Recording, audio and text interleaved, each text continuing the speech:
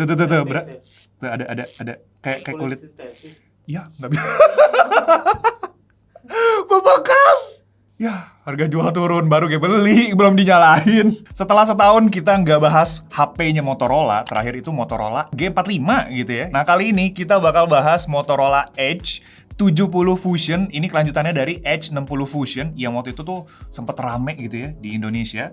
Dan ini adalah mid-range-nya Motorola yang mana gue sendiri, pribadi, gue tidak pernah memegang HP-HP Motorola, entah itu yang lama, yang jadul, yang Razer, yang flip-flip gitu ya, ataupun yang baru-baru, yang sekarang Motorola kan warna-warni banget kayak lollipop gitu. Jadi gue akan experience HP-HP-nya Motorola, memulainya dengan Edge 70 Fusion, yang mana itu gue sempat lihat sedikit-sedikit di HP ini, itu ada perubahan yang sedikit membesar ketimbang sebelumnya. Jadi kita langsung masuk aja ke videonya. Let's go!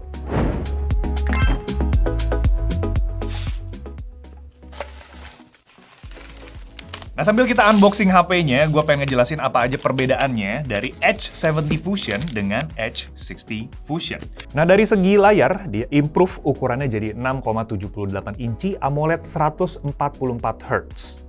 Chipsetnya sekarang pakai Snapdragon 7S Gen 4 dengan storage ini satu varian aja di 8256 GB. Baterai sendiri ini lebih gede di 7000 mAh tapi tetap ngandelin charging 68 Watt. Sisanya dari segi specs itu 11-12. Oke, jadi ini semua kelengkapan yang kita dapat. HP-nya udah pasti, dapat charger yang 68 watt, dapat kabel yang Type-C to C, dapat SIM card juga. Ini kayaknya memang udah paketan sama si HP-nya. Terus SIM ejectornya yang sangat-sangat menarik karena dia bentuknya kayak wet wipes. Dan buku-bukuan, dapat case-nya bening. Mending dibrewek apa didorong, guys? Brewek. Enak juga dibreweknya, Pak. Oke, ini jadi nama warnanya adalah Pantone Silhouette. Warna hitam, tapi nggak hitam-hitam banget sih. Ada biru-birunya, ada abunya.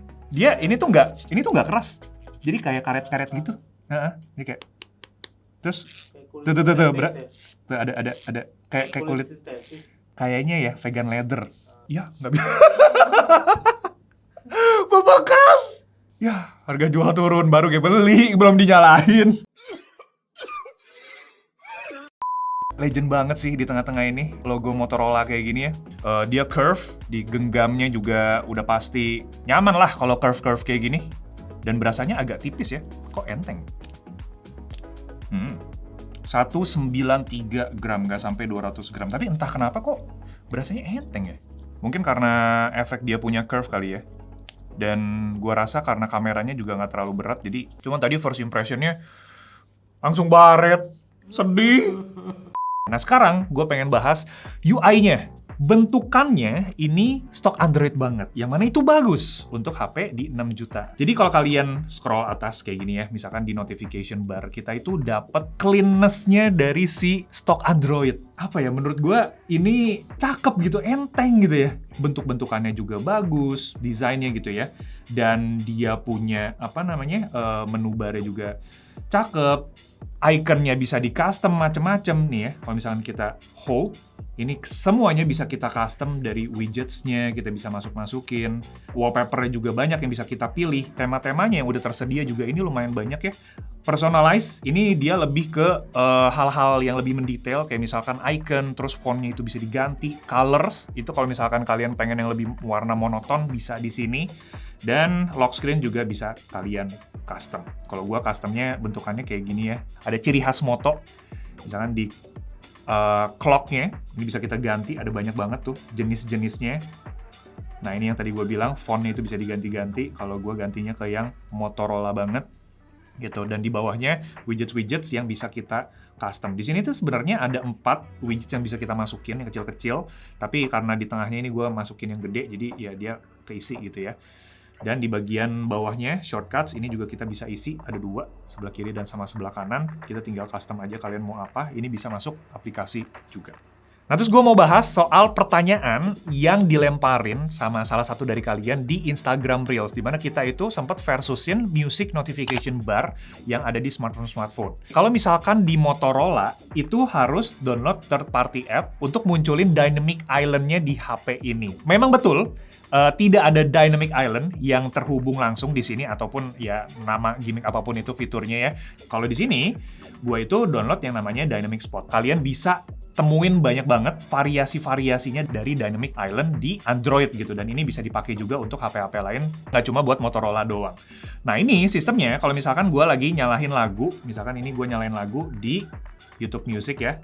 Nih, gue close, nah dia muncul di bagian atas. Kalau misalkan kita tap, dia bentuknya kayak gini. Tapi, untuk desain music notification bar-nya sendiri tanpa kita tambah-tambahin dari third party app, menurut gue itu udah minimalis dan keren. Kenapa? Karena kalau misalnya kita turunin di sini, nah ini dia muncul di bagian atas notification bar, dan bentuknya itu lumayan menarik karena satu, ada wallpaper dari si penyanyinya, dan kedua adalah dia masih mempertahankan gaya cacing-cacingan yang ada di Android device. Dan ini udah lama nggak gue lihat ya. Terakhir tuh kita kontenin untuk music notification bar setahun atau 2 tahun lalu gitu. Dan HP-HP tuh masih kayak bentuknya masih cacing-cacing kayak gini. Nah, sekarang udah custom kan, mereka udah berubah-berubah.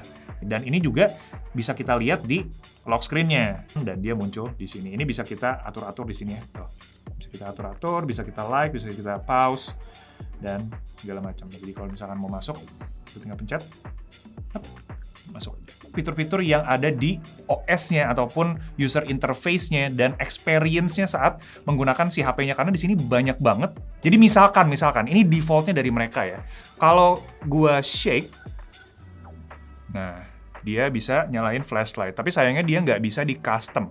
Yang bisa di custom adalah kalau misalkan kita tap belakang HP-nya, yang mana ini udah banyak juga yang nerapin ini. Jadi kalau misalkan kita double tap, nah, di sini muncul AI-nya. Jadi di sini gua custom untuk AI, tapi kalian bisa atur juga untuk shortcut apapun, ataupun kalian mau buka aplikasi apapun, itu bisa custom di sini. Dan serunya, di sini tuh AI-nya nggak cuma AI dari Google doang, Gemini, tapi ada juga yang Ask Copilot di sini, sama ada satu lagi yaitu Perplexity. Nah, ngomongin soal AI juga, kalau misalkan kita masuk ke menu atau settingan Moto AI, di sini lumayan banyak hal yang bisa kita atur-atur ya. Dari launch gesture di sini, kalau misalkan kita double press power key, ada quick launch juga segala macem. Dan gue juga nyalahin si floating bubble-nya, jadi ada di samping sini. Kalau misalkan gue tap, nah itu dia bisa muncul. Terus action, kalau action ini tuh dia ada 2 yang menarik untuk kalian pakai untuk sehari-hari buat have fun. Itu adalah image studio, di mana kita nge-generate gambar-gambar sesuai dengan imajinasinya kita. Dia bisa generate stiker juga. Misalkan gue create image ya, fighting a King Kong. Gue pilihnya fantasi aja karena prompting gue sangat-sangat imajinatif. Boom, itu dia. Tapi untuk masuk ke Image Studio, kalian harus masukin account dari Motorola-nya dulu. Nah, kalau Catch Me Up, ini mirip-mirip kayak di iPhone itu summary notification ya. Nah, di sini sebenarnya sama kayak gitu ya, namanya itu Catch Me Up, dan kalian bisa nyalahin aplikasinya itu apa aja gitu yang supported. Nah, kalau personalization dan memory, ini tuh mirip-mirip kayak Oppo punya Mindspace. Jadi kalian itu bisa masukin jurnal atau kalian mau diary di sini ya. Kita tinggal create a memory, kalian bisa ngomong aja. Today I feel very very grateful and very very hype. I am so strong. Kayak gitu ya. Kita matiin aja, terus bisa kita tambahin foto juga. Lagi selfie.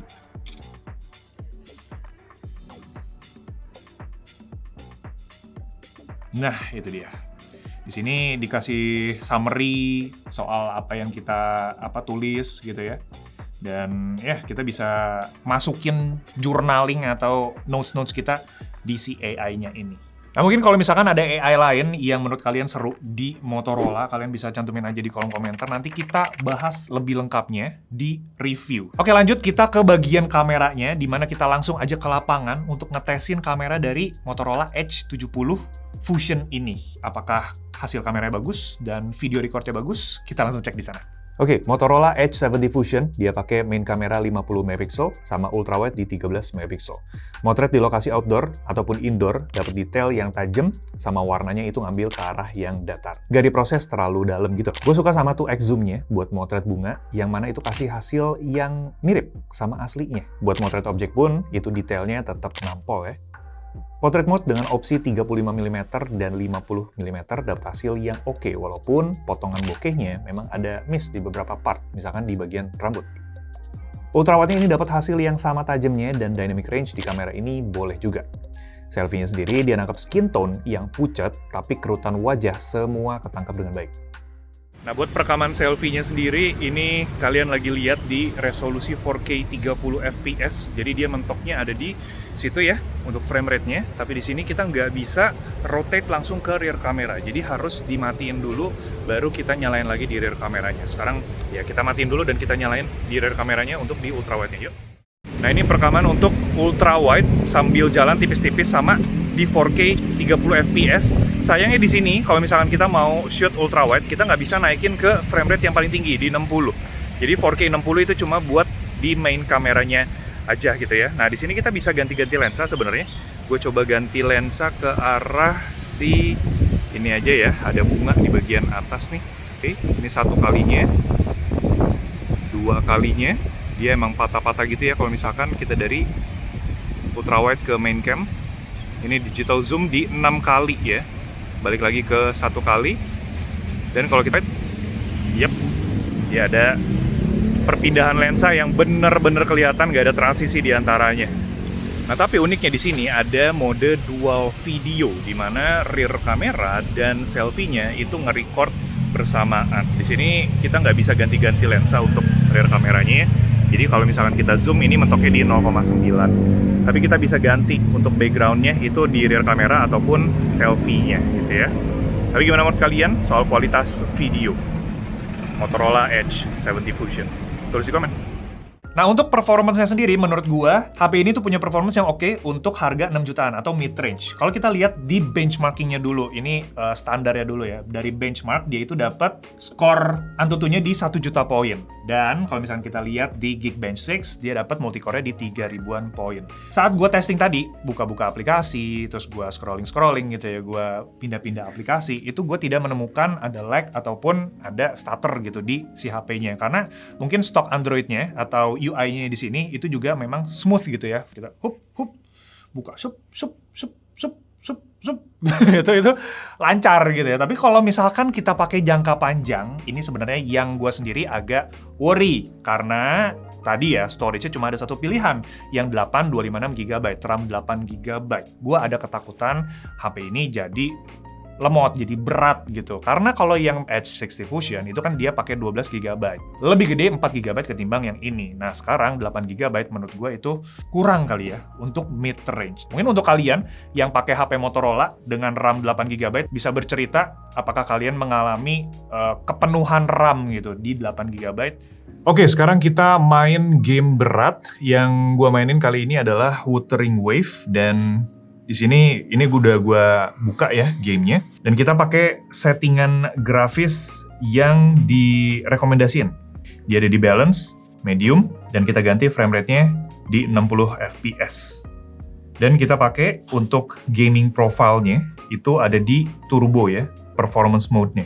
Audio gue nyalahin, dan ini gue naikin sampai di sekitar 70%.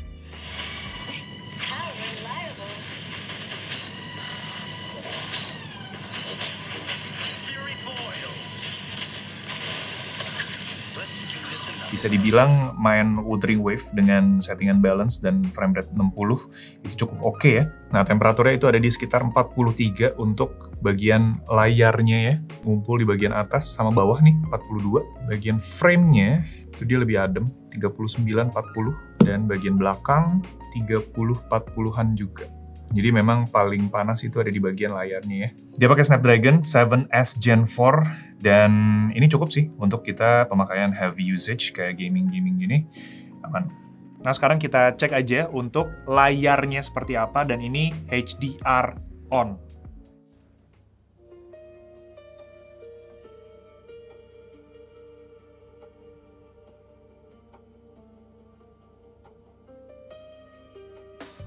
Oke, selama gua ngelihat layarnya ini, gua ngerasa kayak dia itu bukan tipe yang vibrant banget. Kalau misalkan sebelumnya, Vivo, Samsung, itu kan dia vibrant banget ya, naikin. Kalau di sini tuh dia nggak begitu naik si vibrance-nya itu. Malah menurut gua dia lebih ke arah kalem ya, naturalnya dijaga gitu. Tapi yang terang kayak misalkan di bagian matahari itu dia ada bagian cerah sama gelapnya tuh dia lebih balance gitu. Dan kalau misalkan kita nonton dengan HDR on itu di mata gue lebih nyaman sih. Tapi gue nggak tahu ya kalau misalkan kita compare sisi kiri kanan itu baru akan ketahuan. Tapi kalau misalkan kita lihat langsung satu HP di depan kayak gini, ini cukup menarik di mata gue, tidak engaging banget dan nyaman di mata walaupun HDR-nya itu nyala. Nah sekarang kita kasih gambaran untuk kualitas speakernya sendiri yang gue nyalahin si Dolby Atmos-nya. By the way ini dia stereo ya, di bagian atas sama di bagian bawahnya.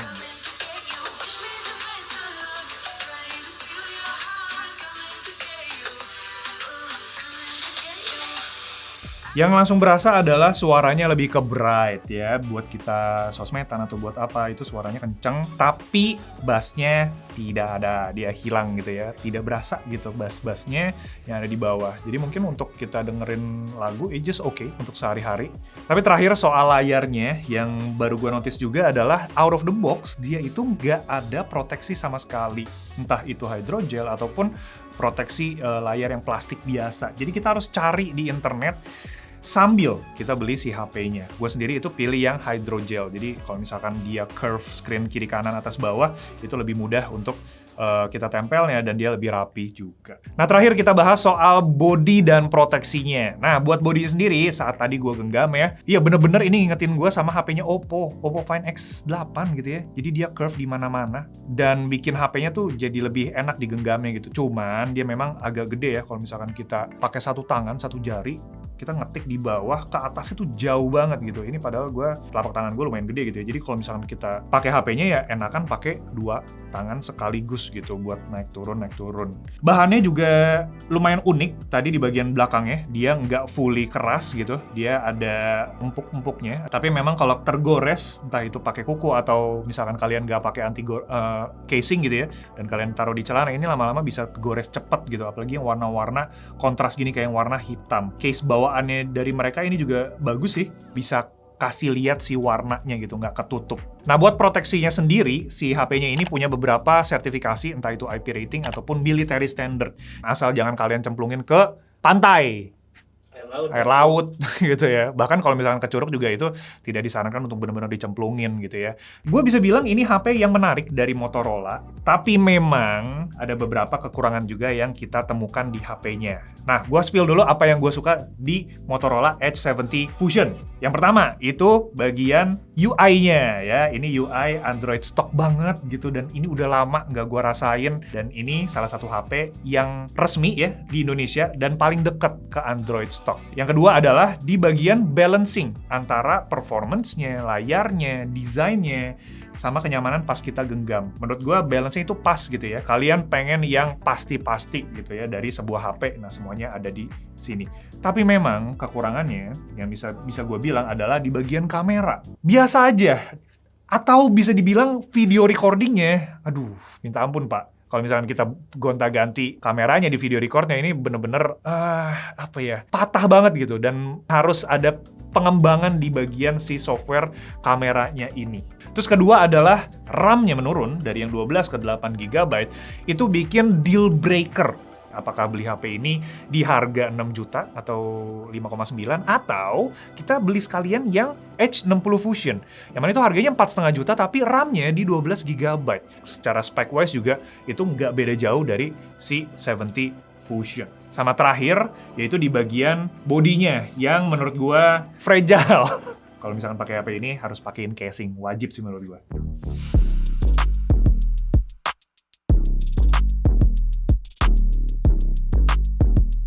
Oke, itu dia first impression gue dan unboxing dari Motorola Edge 70 Fusion. Nah, buat harganya sendiri, ini SRP-nya ada di 6-7 jutaan. Tapi kita beli itu ada di sekitar 5,9, ya 6 juta lah gitu ya, buat si HP-nya lewat e-commerce. Tapi itu karena kita dapat vouchernya. Kalau kalian pengen beli Edge 70 Fusion, menurut gua, itu kalian pertimbangin juga dengan generasi sebelumnya. Misalkan pengen sama-sama Motorola gitu ya. Kalian pertimbangin dengan Edge 60 Fusion. Gimana pendapat kalian soal HP-nya? Apakah lebih worth it untuk ambil 70 Fusion, 60 Fusion, atau mungkin ditunggu dulu untuk HP-HP Motorola lain, atau mungkin ada varian HP Motorola lain yang pengen dicoba gitu ya, yang lebih menarik? Kalian bisa spill aja di kolom komentar dan kita saling berbagi, kita saling belajar, kita saling berpendapat. Kalau misalkan ada salah data ataupun salah fitur yang gua sampaikan di sini, kalian bisa perbaiki juga di bawah dan kita saling berkomentar aja di sana. Sip, kita ketemu lagi di video selanjutnya. Thank you guys. Ciao Bella. Motorola Edge 70 Fusion. Gue dari tadi suka salah ngomong karena penamaannya tuh agak belibet gitu ya buat gue. Tapi ini HP yang sangat menarik.